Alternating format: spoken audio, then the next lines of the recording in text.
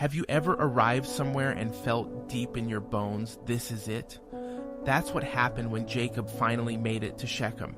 He'd wrestled with God, reconciled with Esau, limped away with a blessing, and now, for the first time in a long time, he planted roots. But here's what's wild. The first thing he did after buying that plot of land wasn't to build a house. It was to build an altar. Now pause right here. If this is hitting your heart, we'd love your help spreading the word. I know it sounds small, but every comment and like helps this reach someone who needs it. Jacob named that altar Elohe Israel, which means God, the God of Israel. And don't miss the significance of that. Jacob's not just calling on the God of his granddaddy Abraham or his dad Isaac anymore. This is personal now. God is mine. The God who protected him, wrestled him, renamed him, is now worshipped by him in the land promised to him.